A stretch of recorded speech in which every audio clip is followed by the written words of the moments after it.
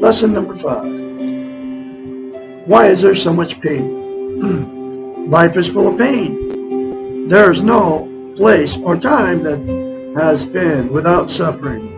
It is a fact of life that we're born into pain, live in pain, and die surrounded by pain. And even if we're not feeling pain ourselves, we are causing pain to others. The very nature of life creates the need for pain. There can be no life without pain, not as we know life.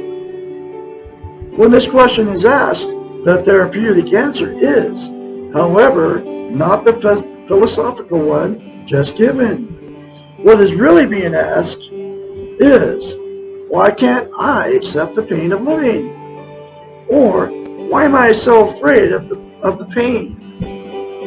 The doing model referred to in the previous question, which was the last chapter, does not teach acceptance of anything. Rather, it implies that everything can be achieved by doing more and doing better. It implies, number 1, your destiny is in your control, and therefore you are responsible for what is happening to you and around you. Number 2, if you are in pain, then you are doing something wrong. And number 3, if people around you are in pain, then you must do something to help them stop the pain. The being model has been called the model of acceptance. Accepting is probably one of the most difficult tasks for those of us brought up and trained in the doing model. Accepting pain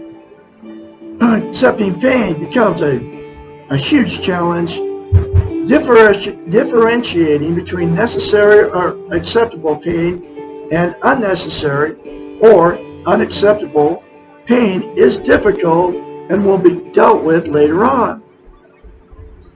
Paradoxically, as soon as we can accept the fact that we cause pain, advertently or inadvertently, then we cause less unnecessary pain. I had to accept all this. This is what getting a healthy mind will do for you, okay? As soon as we can accept that we cannot change the pain of the world, which we can't, our pain is lessened. To accept the pain, knowing that you cannot and will not change it, and still do the best you can, is a task of a hero.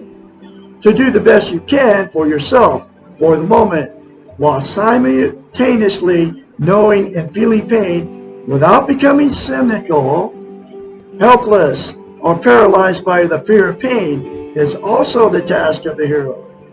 But to put your shoulders back, this is exactly what I've done. In fact, I said it to myself this morning. To put your shoulders back, your eyes up, and to march into a world full of pain without understanding it or needing to explain or justify your innocence is a superheroic task.